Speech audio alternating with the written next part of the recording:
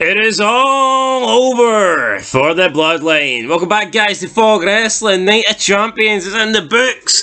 Roman Reigns might still be the WWE Undisputed Universal Champion, but he's 2 members short in his faction because after a couple of super kicks, it looks like the Usos have walked out and left their cousin, the Tribal Chief, the head of the table. He might still be head of the table, but the table has been cut in half. The Bloodline is in tatters, and so is my interest in wrestling, because this show was not very good. The only good thing about it was the fact for the UK viewers, it was during the day. It wasn't a 1 a.m. to half 4 in the morning special. It was a 6 p.m. to a 9 p.m. sort of deal. So you know what? Thank you, Saudi Arabia. Thank you. Fuck you. Goodbye. Well, I wish we could end it there, but we have to kind of carry on a bit. Yeah. I do like the way the pay-per-views were back to 3 hours. And they were going through a period where, like, I felt like every pay-per-view was going 4.5, 5 hours. Like, even normal pay-per-views, it was way, way too much. But they seem to be, over the past year or whatever, cutting back. And they seem to be doing 3 hour pay-per-views, which is good. So it's just Raw. Need to get Raw back to 2 hours now, and we're good to go. Well, we're not really good. Like the No, it's still shite, but here, what would you rather watch? 3 hours of shite or 4 hours of shite? 2. Well, even though I didn't get the option of 2, but I went with 2. Right, so, I mean, I thought this was very match heavy. We literally seen one backstage segment, and it was Seth Rollins. After, spoiler alert, he won the World Heavyweight Championship. What happened to back in the day when you'd like segments and backstage stuff to break up the matches? What actually happened to that? I don't know. I tell you what though, but you don't get them anymore. Like nothing. Like the one you get's an interview. I remember the Royal Rumble. You always used to remember, especially in the Ruthless Aggression era. They always did like the cool pick the ball at the roulette and stuff like that. You just don't get that anymore. Why can't we have someone confronting Rollins backstage after he wins the belt, and that could set up something? But no, nothing. Absolutely nothing. I mean, look, you had The Rock in the NWO in the first debut. He buries him backstage. Exactly. Look at that. That's a segment. That's not even like a hang in the ring. That's backstage. I know. Fuck me. This show lacked segments, but had a lot of matches, and it had a 20-minute match to kick off the show. And you know what? I think it was the worst match of the night. Too long, dragged on, wasn't great. That stomp to the hand was pretty shit as well. Yeah. What was going on? Was it actually meant to be a stomp to the hand? Did he go? Did Styles think he was going to go for his head? Did Rollins think he was going to go for his hand? What do you think actually happened? I don't know. It was shit. Either way, it didn't work out, and Rollins having a knee injury the entire match and still overcoming AJ Styles just makes Styles look really bad. And I don't understand it. And like you say, if Rollins was always going to win this, what was the need to add SmackDown in to this tournament? Because what if you don't? What if you don't look at the people that Rollins beat to get there and look at the people AJ beat to get there? Aye, but you're saying what if you don't? I'm saying, well, it ruins the fucking brand split. Yeah, no, I'm getting that, but I'm saying that the Raw roster's fucking shite and there's not a credible world champion on it apart from Brock Lesnar. Well, that's a problem WWE did. They're the ones that did the draft, right? And you like you said, you had a match that was so predictable here. Look at who AJ Styles beat to get there. 2 Hall of Famers, Edge and Rey, and Bobby Lashley has been dominant over the past, being world champion multiple times, beat Brock Lesnar multiple times. Look who Seth Rollins beat to get there. Nakamura, who's never been a champion, his career's been mid-card city. Finn Balor, who sucks, and Damian Priest, another guy that I don't even think competed for a world title. The Miz as well, didn't he? No, he wasn't in the Miz's match. Fair enough. Finn Balor, the Miz, and somebody else was in a match. Damn. But you're right. I understand where you're coming from, but this just sucked. Nothing else to say about Seth Rollins winning this match. He wins, Triple H comes out, puts the belt on him. It's just annoying that we get Triple H. Triple H is literally always there. Was he not sitting out there, or did he actually come out? No, he came out. He's always there. He's always backstage at every show, and it's like, can't we get Triple H as an on-screen personality? I get it, he fucking sucks these days, but he'd be better than Adam Pearce. Yep. I would rather see Triple H calling the shots than Adam Pearce. No, absolutely. Triple H is still Triple H. Adam Pearce is going to be scrap daddy in the heap every day of his life. So, give us Hunter. But again, I think Triple H He's lost a lot of credibility for me in recent years, so I wouldn't be that. Anytime he does come out, man, he's not even that good. Fuck him. He can appear if he wants, but he's not going to change my opinion on the product. Unless there's something serious about it. He is a bit of a shite bastard, like. No, he is. And I'm sick of people kissing his ass. See, no matter what you think about McMahon's allegations, or whatever you think he's in the wrong or the right or he's whatever, that shouldn't cloud your judgment over fucking Triple H. Just because McMahon did stuff that you might think was dodgy does not automatically mean that Triple H is fucking brilliant. I don't get that logic. Well, what are you on about? No one's got that logic. Yeah, they do. No, they don't. A lot of these people praise Triple H because it's like the new thing, the hip thing, to hate on Vince. I disagree. I think they praise Triple H because they love that fucking style of NXT black and gold wrestling. There is people like that. Triple H is just I don't know how Triple H, a guy that literally fucking grew up and came through the business in the best period of the business, ruled on top during the two best eras of wrestling. I don't know how that guy all of a sudden has turned into a vanilla midget lover who wants to push. I mean, if Triple H had his way, Adam Cole would still be in WWE and he'd be a world champ. I don't know how Triple H, a guy that has came through the 90s and the 2000s, how he thinks that like Finn Balor's are the way to go, and how all this flip non-selling wrestling, no psychology in the ring, move after. I mean, Triple H was around and on top when wrestling was great. So what's his fucking excuse for wrestling being shit? How can Triple H look at like a Ricochet and look at LA Knight and think, you know what, we're going to push Ricochet, he's the guy that's got money? How the fuck is that? But that's it. That's what I'm saying. Though it's got nothing. That's got nothing to do with McMahon having sexual allegations against him. That's to do with Triple H being a fucking idiot. But look at the people that buried McMahon. Oh, he didn't push this guy. Didn't push Karrion Kross. Karrion Kross comes back. What's Triple H doing? Go see people burying Triple H. They're actually burying Karrion Kross. Yeah, well, Karrion Kross sucks, and there's man. Numerous other examples. Look at everyone he fucking brought back. Like, oh, Triple H, great decision bringing them back. Did they what? Did they nothing? Aye, top dollar. Fly over the top rope. Right, anyway, ugly bastard up next. Can we move on for this opening match? Yeah, that's what I'm saying. Look at Zoe Starks and fading. Right, Trish Stratus versus Becky Lynch. Now, in the video earlier, I don't know if I buried this match and said it sucked. I don't think it was that bad. But I do think there was very sloppy parts of the match. Trish Stratus going for the Stratosphere, couldn't get her legs up in there, so Becky Lynch had to help her. And then when Trish does the Hurricane Rana, which is like the Stratosphere move off the top rope, if she can't wrap her legs around Becky Lynch's head, how the fuck is she getting momentum to flip her over? It's Becky Lynch flipping herself over. Well, that's it. And you know what? Becky Lynch isn't the best of workers either. No, but for you to get tossed over, your opponent's legs would need to be wrapped around your head to give that force to pull you over. Becky was literally just holding Trish's legs and then jumped over them. Have you noticed that when Trish's legs got to about, I mean, if you're doing it in terms of a clock, it was about 11 o'clock and then Becky moved them to 12. That's exactly what happened. Yeah, but for this move to work, Trish's legs would need to get to about 2 o'clock and then wrap around Becky's head to get the momentum and to get the actual grip. And we were stuck at 12 o'clock. That's what happened. Aye, well, 12 o'clock, enough clocks, right? The match was very sloppy, right? This match clocked at 14 minutes and 50 seconds, so Trish still obviously has it. She can still go and put on a decent length of match, but I thought it was poor. Becky Lynch locks in a Boston Crab, and honestly, I mean, Trish probably could have fell asleep in this. Awful manoeuvre. Especially with Trish and our yoga. Trish has probably put more strain on her, well, I say probably, 100% Trish puts more strain on her back doing yoga stretches in this. See at the 4 horsewomen, Becky's by far the worst in ring. Who was the guy Chris Jericho put the Walls of Jericho on, but they made it was flexible, so it was harder to. Was it in AEW? I can't remember. I can't remember. No, I think it was in WWE. I don't know. But they were like, oh, his body's bending, male. I don't know. I can't. No, I don't remember. No. Maybe one of those wee things outside car show ships. No, it was real. Is it Shelton Benjamin or something? Might have been Shelton Benjamin. I don't know, but ain't no stopping me. No, but see, ain't no breaking my back, yo. No, but what my point is, the more flexible you are, the more your body would be able to. No, who was it, man? It was somebody who's been put in a move and their body was literally fucking Brokeback Mountain. Aye. Was Jericho on Brokeback Mountain? Maybe it wasn't Jericho. Maybe it was Jake Gyllenhaal. Maybe it was Alexa Bliss or something. I can't remember. Someone's been put in a move Wait, was it Beth Phoenix versus somebody?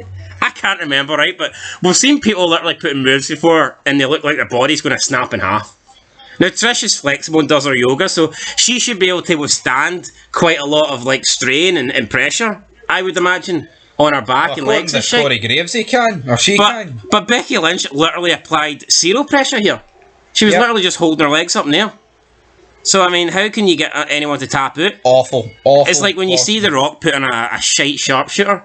This was the shitest version of a Boston Crab I've ever seen. At least when The Rock's doing it, he's showing like fucking... The sweat's pissing off his dome and... Aye. And he's stomping to try and get the fucking, you know, like the feeling that, oh, this guy's got this locked tight in, and he's like, you know, he's like moving his ass up and down. It's like the Rock's like, he's not got the move locked in good, but he's applying pressure, you know, he's moving about. It makes it look like he's... Oh, it's like, look at when Brett had Austin the sharpshooter, man, he's fucking sitting down on him, like, and you feel like his ass is on Austin's back and Austin's legs are all tangled up, man, like a fucking spider, 8 legs flying all over the place, and you feel like, oh, look at them, his legs are going to snap. Brett's got all his weight on Austin's back, you know what I mean? You feel like the guy's in legit pain. No, literally. See this Boston Crab, this sucked. I challenge anyone to go back and watch it. I don't. Well, actually, I don't That's a horrible challenge. Anyway, late in the match, Zoe Starks comes in from underneath the ring, hits a move. I think it's called the 609 or the 319 or something. I don't know. It's some sort of... It's like a reverse go to sleep. Aye. It's like an F5 and they go to sleep, isn't it? Aye, and I think Becky's nose went to sleep. Right, did it. Shattered. Broke, blood everywhere. Then she throws her in the ring. Trish Stratus hits the Stratus faction. 1, 2, 3. Trish wins, leaves the ring. Becky gets up, doesn't really sell any of the moves. She's too busy walking about the ring complaining to the ref. I reckon she was pissed off because she had her nose broke, which is fair enough. And it's like they've stuck Trish Stratus, who I actually thought looked good tonight. And they've stuck her with Zoe Stark, who never looks good. That's pretty much it, though. I mean, what's the age of Zoe Stark? She got 20 years on, Trish. Is she, though? I'm pretty sure she's like 25. There you go. 26. She looks horrendous. You talk shite for 30 seconds and I'll find out her age. Aye, well, she looks like shite, so that's all. That's wrapping up this wee match. Well, we're going to wrap up this wee match. No, I said you talk shite about this match till I find out her age. Right, well, there's been no interest about Zoe Starks teaming up with Trish Stratus. Is this the way going forward? Only time will tell, but at the end of the day... Hold on, there's been no interest in Zoe Starks, period, has there? I know, but she was feuding with, like, do you see the clip on Raw? Where she called Nikki Cross a freak? No, she wasn't wrong there, was she? And then Candice LeRae's like, you can't call her that. Alright, Zoe Starks, 29, Trish is 47, 18 years on her. I'll tell you who I think I know who looks better like, but anyway, Trish Stratus teaming up with Zoe Starks, Becky Lynch. I mean, this is Trish is going to get Zoe Starks over. They can win the tag belts. No, the tag belts don't mean shit. If you win the tag belts as a singles person, that means they got fuck all for you. See, if I was a wrestler and they wanted to team me up with a randomer to win tag belts, I'd say, nah, you're alright. Trish can't do anything to get her over. It's like Chris Jericho claiming he got Action Andretti over.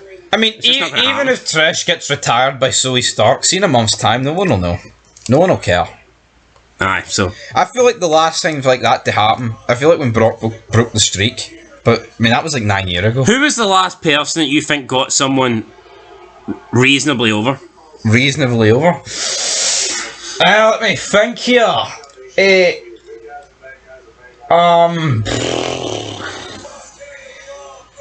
I don't know.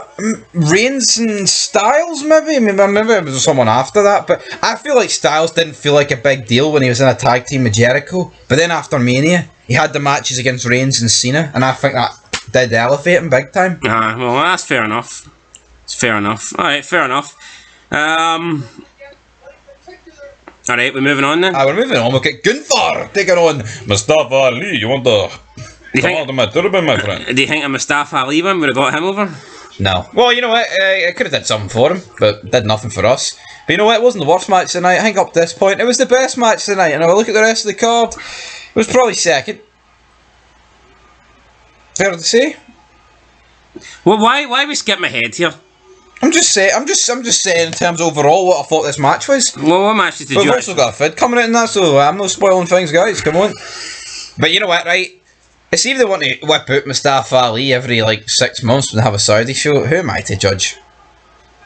I'll tell you who I'm to judge. He's fucking pissed. Hold on, you've got LA Knight sitting in the crowd. I know. What's the gimmick though? Why is he sitting in the? What's Karrion Kross sitting in the crowd for? What's he doing? The guy sucks. Was he sitting there with his wee watch, his wee scales of time? Oh, I'm feeling AJ Styles. Get the cards out, man. Honestly, awful. I mean, you kind of thought during this match Mustafa Ali might have won, but we didn't really think that. But then, like, Gunther just like decides he's had enough and then power bombs him, and that's it. Which is fair enough. I'm surprised it went 8.5 minutes. Yeah, 8.5 minutes. Gunther wins. Making Mustafa Ali look really. I mean, I think he looked pretty strong in defeat, but we all know this only because it's his home country. Well, yeah, I probably won't see him for the next fucking 2 months, so.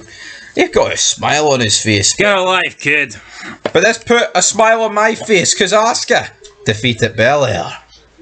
New Raw Women's Champion. I don't quite know how this works. 15 minutes? Damn. Both of them are on SmackDown, so I don't even know how that works, to be honest. But yeah, Asuka is the new champion. I thought the finish of the match was good. The whole mist into the fingers, then into the eyes. I mean, that was different. We haven't seen this before. And you know what? I'll always give people credit, or companies credit, or anything credit for trying something new and original. So I thought Asuka spitting the mist into her hands and then rubbing her hands into the eyes of Bianca Belair, I thought that was good. I liked that. What I didn't like, though, was after the match when it just panned to Bianca Belair about 10-15 times, showing her sitting at the steel steps crying. Like, Bianca Belair's a horrible actress. She's not believable. Could be an actor, though. You show her twice, I mean, that would be enough. Why did they feel they need to constantly go back and show Bianca Belair? I think the more times you show her, the more it's like, okay, there's nothing wrong with her. Literally, and for the past 2 weeks, the first week she got the spat on her and she was horrible acting. Then the second week, it was like half of the mist went on her and she didn't even sell it. She was just looking at it, like rubbing it off her face. Why couldn't she just rub it off her face tonight then?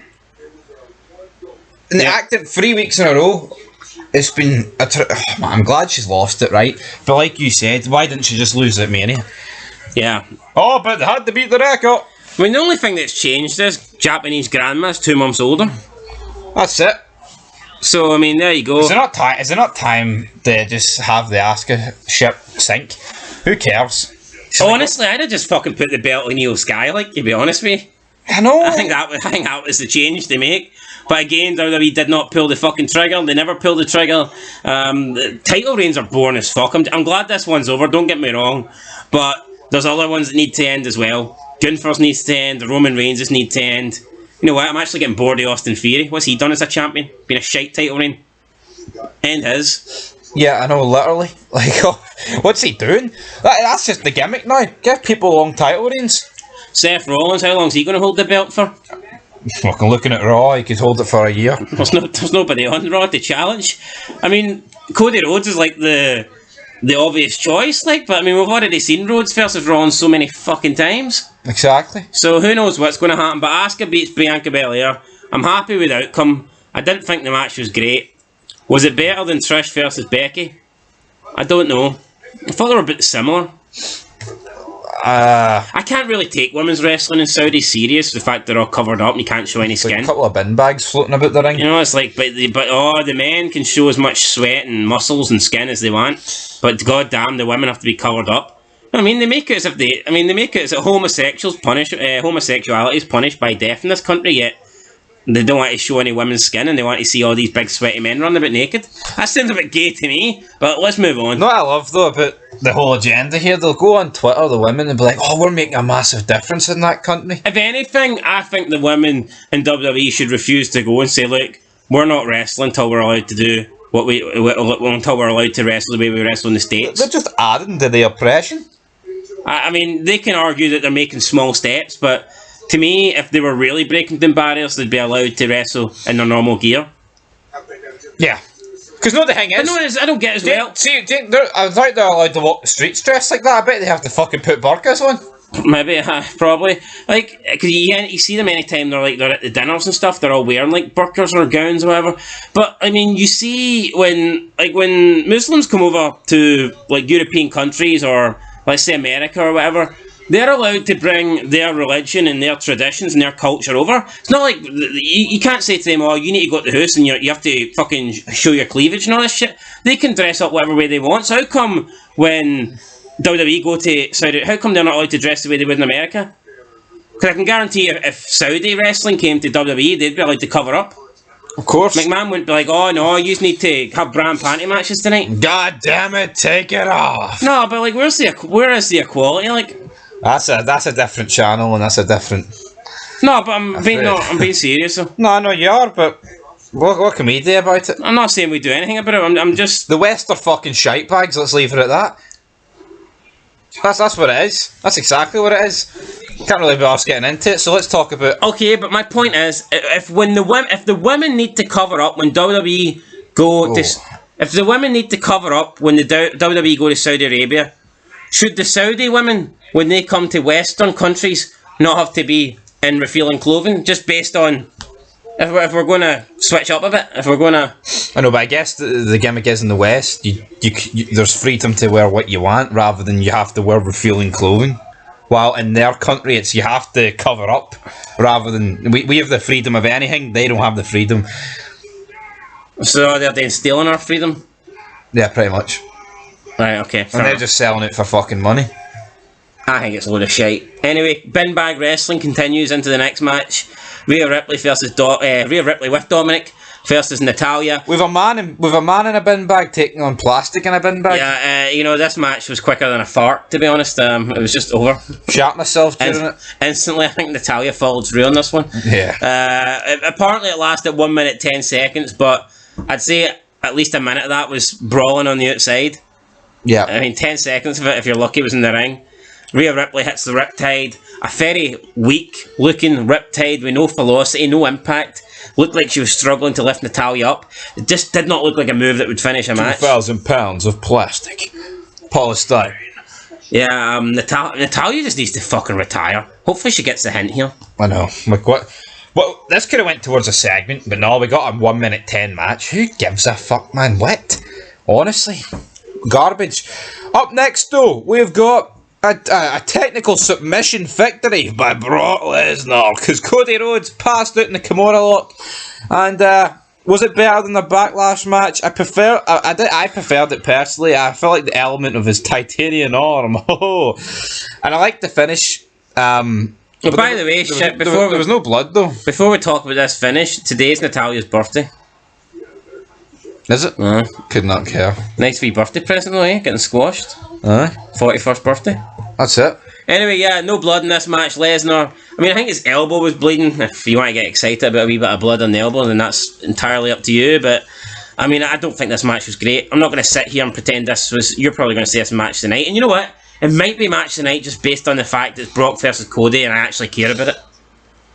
But in terms of what happened in the ring, it wasn't great. It wasn't, but you know what? It did have... And you know what? It did have selling. I would actually argue it's been a while since Brock Lesnar gave us a good match. And that's not me saying he's not capable. I'm just saying it's been a while. I'd say the last one was against Reigns in the forklift. I enjoyed that, but I mean, look at the matches against Lashley. Over in 4 minutes. Oh, I know. The time we went into the chamber, literally just finished straight away. F5 to Theory off the top, 1, 2, 3, done, dusted. Good night. The match against Omos, alright, I'm not really expecting a good match against Omos, but still, point remains, it was shite. No, I think you're entitled to expect more, but... So, I mean, I just remember the days when, Brock Lesnar would actually maybe go 20 minutes and have really good matches. Yeah. I think he had one with AJ Styles. Who else did he have? Cena. Who else did he have really good matches with? Multiple people. Triple H and Taker had good matches. And I'm thinking more later in his career, even not that long ago. I can't really think. Most of them were just squash matches, weren't they? No, but either had a squash match or he had a long match. Now he just seems to spam finishers. Yeah. Doesn't really do it for me. Anyway, Cody Rhodes passed out. He lost. But, no, I don't get it, right? They say Cody Rhodes passed out, but he was, active, he was on his feet and that and shit, and quickly. I mean, should he not have sold this a bit more? If he really passed out? I know, did he wake up again for the pain or whatever? What's going on? Because, see when Austin passed out to the sharpshooter against Bret Hart? He lay in a pool of his blood for about 10 minutes. Yeah, so he wasn't up 5 seconds later. Going, what the hell? Give me a couple, stay out. Yeah, no, I just didn't really get that, but whatever, Brock Lesnar wins. I guess it's 1-1. Does that mean we're getting a third and final match? Maybe. Potentially. It would have to be there, buddy. Money in the bank. And then main event time, Kevin Owens and Sami Zayn versus the Bloodline. Sami Zayn came out wearing some sort of, like, I don't know, Egyptian silk. This match is garbage, right? It's just a finisher spam fest, and it fucking sucks with super kicks, Aluva kicks, pop-up power bombs, spears, whatever. Fucking, no. Every match between these factions, or they've got like Reigns, or the Usos, or Owens, and it's the same fucking thing. I'm gonna be honest, like, it is quickly turning into like Young Bucks. It is? No, it fucking is. See, the Usos, I actually... No, the only difference is you actually had like a segment within the match, which I thought I enjoyed, but it still involved super kicks, didn't it? Well, I think the best thing about the Bloodline's actually been the kind of stories and the promos they've been putting on, the segments. I actually think the Usos for quite a while have been enjoyable to watch. Yep. And it's like you say, I think the Usos are bad enough, but you're right, see when you add in Sami Zayn, Haluva kick, it's Austin, like... not Austin, I fucking wish it was Austin. Spears, Superman punches, 2 moves that are just spammed. Yeah, Roman Reigns does the exact same thing. Owens spams his stunners. I'd probably out the Bloodline, I think Solo Sikoa is probably the most exciting in-ring worker at the moment. I'd say so too. Because he actually just fucking works like proper matches. He kind of does work a bit like a smaller Rikishi. No, a smaller Umaga. Aye, literally, but I'm not a fan. This match sucked, I'm sorry. At least Solo Sikoa doesn't do super kick. Just a bunch of false finishes, man. That's all it is. I remember back in the day, maybe I grew up in the wrong time, but I remember when a finisher fucking ended the match. It was very rare back in the day someone kicked out of a finisher. Yeah. Literally. And I remember sometimes the referee would be down and you hit the finisher and the referee would take 10 seconds to get back in the ring and you'd still get the free count. Triple H or Booker T, ref took 2 minutes to get in and he still fucking counted the free. You know what I mean? So racism. But anyway, guys, I'll talk about Jimmy. Was it Jimmy? Jimmy and Jay come out, they try and help Roman and Solo. They push the table on top of Kevin Owens on the outside. Roman Reigns is laying down. They get on the inside. They start super kicking Sami Zayn. They go for another double super kick. Zayn moves it the way, hits Solo Sikoa. Solo Sikoa goes down. The Usos obviously didn't mean it, but Reigns seen it. Reigns ain't happy. Reigns is shocked. I think he believes that maybe they meant it. He gets in the ring. He starts pushing them about. What do you call that when you pie face, whatever? He pushes, pie faces Jimmy away. Then he's like blaming Jay and he's like, "What you doing, Oos?" And I guess he's going to beat up Jay or whatever. But then Jimmy saves his brother with a super kick. And Jimmy's like, "I know, you're my brother, not him. I'm not going to let him treat us like this." Super kicks him again. He's been treating you like this for about 2 years, so. Jimmy says to Jay, "Look, we're the ones, not him." And then they leave. Roman Reigns then he's taken out at this stage, and then it leaves Solo Sikoa in the ring to lose, basically. He takes the pinfall, but the Usos sort of made this into a 2-on-1 match when they took out Roman. Then after the match, Kevin Owens and Sami Zayn celebrate. Roman Reigns is just sitting there at ringside. I mean, he didn't win the tag titles, but he still got the WWE Undisputed Universal Championship, so he's doing alright for himself. 1,000 days. Tonight marks 1,000 days. Big massive celebration on SmackDown, so... I mean, I think SmackDown will be alright. You'll probably get the fallout for this, but come on, this is just... This did not feel like a pay-per-view. This felt like... I don't even know what it felt like. It felt... I don't know. Garbage. I just don't remember tag team matches being like this back in the day, where it was just like constant spamming of finishers. Normally the face team would always get somebody isolated, then they'd make a hot tag. Well, that happened for about the first 5 minutes, and then... Yeah, but as soon as that... Normally when the hot tag gets made, the match finishes in a couple of minutes. Yeah. Nowadays, as soon as a hot tag gets made, we transition into a 15-minute spam your finisher literally match. And we have to rate this show out of 10. I'm going to give it... Is it the worst Saudi show ever? It wasn't very good there. I'm going to give it a 1. A 1? I'll give it a 3. For what? I'm giving it a 1 because Belair lost the belt. Well, one of my points was for Asuka winning. Another one of my points was for the Cody Brock Lesnar match. I thought it was okay. And another one of my points is for the Usos finally fucking turning on the Bloodline. And I was going to give an extra point for Trish winning because I wasn't expecting it, but I mean, Zoe Starks was there. We'll give it. You know what? I am giving 2.5 out of 10. I am giving it an extra point for Trish winning, but I'm taking away a point for Zoe Starks being so ugly. So there you go, 3 out of 10. 2.5 out of 10, guys. So there you have it. Will Battleground, will Double or Nothing do better? Probably not. Probably not there. Battleground, mate. Aye, looking forward to Battleground. It's going to be a battle. It's going to be a war. Man.